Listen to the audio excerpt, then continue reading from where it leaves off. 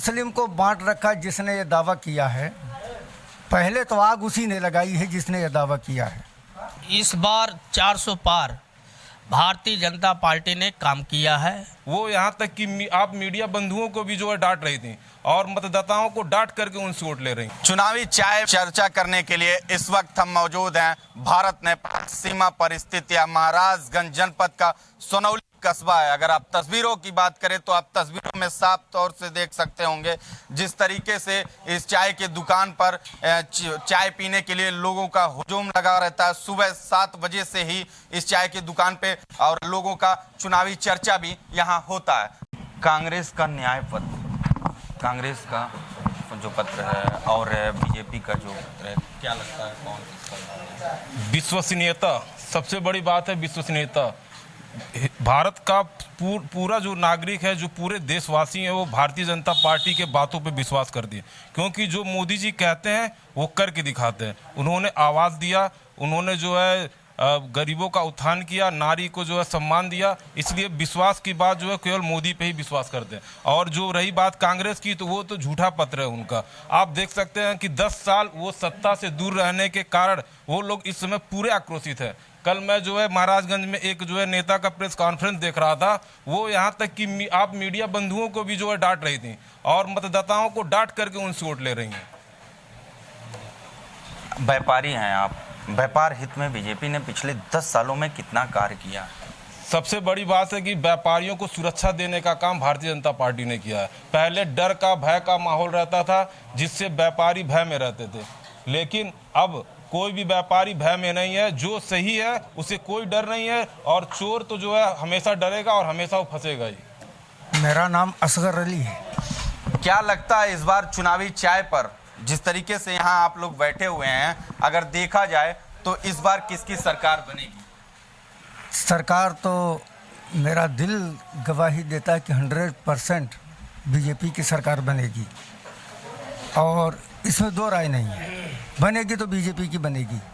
चर्चे में भी है और बड़ी होशियारी से मतदाता पे काम कर रहे हैं कि ज़्यादा उछल कूद नहीं रहे हैं और इतना सॉलिड और खामोश वोट है, वो गिनती के बाद खुद ही मालूम हो जाएगा।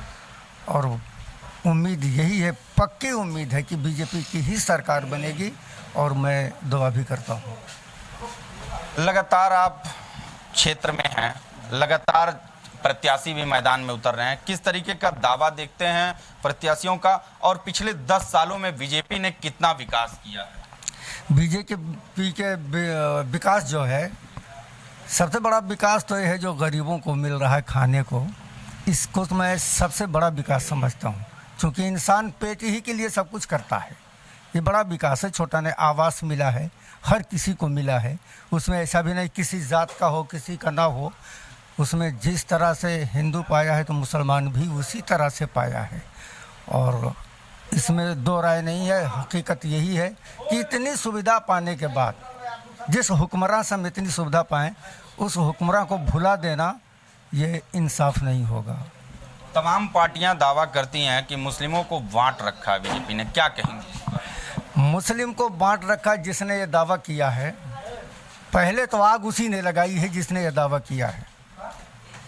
जैसे मैं कांग्रेस का नाम लेके कह रहा हूँ, आग लगाने का काम तो उसी ने किया है। बाद में उस रोशनी में कोई फ़ायदा उठा ले तो मेन तो वही है, वही पकड़ा जाएगा जिसने राह दिखाई है आग लगाने की। ठीक है, और भी लोग हैं, बातचीत करेंगे। सर, क्या नाम है आपका? आज़ाद सिंह। क्या लगता है किसकी सरकार बनेगी? सरकार तो बीजेपी की बनेगी, 400 पार जाना ही है। व्यापार हित में बीजेपी ने कितना काम किया 10 सालों में? देखिए, व्यापार हित में तो बहुत कुछ हमको जानकारी नहीं है, लेकिन ये है कि धारा 370 CA और मतलब तमाम ऐसे काम हुए हैं बीजेपी में कि ये सिर्फ मोदी जी और योगी जी के अलावा किसी के बस की बात नहीं थी ये काम करना, जितने भी भारत में काम। जी, अब हम बात करेंगे, और भी लोग हैं, बीजेपी के नेता बैठे हुए हैं यहाँ पे, उनसे भी हम बातचीत करेंगे कि क्या लगता है इस बार, क्या कहेंगे? इस बार 400 पार भारतीय जनता पार्टी ने काम किया है। काम के बल पे जनता अपने आप बोल रही है अब की बार 400 पार। हमारे जिले का वित्त मंत्री राज पंकज चौधरी ने काम किया है, मंडल मंडल में जा रहे हैं, गांव गांव में जा रहे हैं, चौपाल लगा रहे हैं। और हमारे पंकज चौधरी जी से कोई भी जनता कह दे किसी थाने पे मुकदमा लिखाए हों या किसी ज़मीन को कब्जा कराए हों, हमारे पंकज चौधरी जी ने 6 बार जीता है इस ज़िले में। जनता बहुत खुश है, कभी इस ज़िले में हिंदू और मुसलमान नहीं हुआ है। और हमारे वित्त मंत्री जी ने हर आदमी को लेकर चलते हैं, सबका साथ सबका विकास लेकर चलते हैं। और मंत्री जी ने 2 साल से इस ज़िले में हर जगह चौपाल लगा रहे हैं, कोई गांव छूटना नहीं चाहिए। अब की बार 400 पार भारतीय जनता पार्टी ने सरकार बनाने जा रहे हैं। किस तरीके से चाय की दाम है और कैसे देखते हैं? चाय की दाम तो यहाँ नॉर्मली है। यहाँ चाय का चर्चा बहुत विषय बहुत अच्छा है, लोग यहाँ जानते भी है। दुकान है मध्य sweet house, SSB road Sonauli में। यहाँ लोग बैठ के चाय पीते और चुनावी चर्चा भी करते रहते। कुल्हड़ की चाय यहाँ मशहूर है, कुल्हड़ की चाय इसमें पीते हैं और लोग चुनावी चर्चा हमेशा वो करते रहते हैं। महंगाई पर अगर बात करें तो महंगाई पर क्या चाय महंगा हुआ है या नहीं? नहीं। क्या लगता है इस बार चाय की दुकान पर अगर देखा जाए तो तमाम तरीके से लोग आते हुए हैं, जनता आती है, क्या लगता है इस बार लोगों का जो वापस में वार्ता होती है किसकी सरकार बनने को लेकर देखते हैं आप, क्या लगता है? बीजेपी की सरकार बनने की लक्ष्य है पूरी 100 में 100%।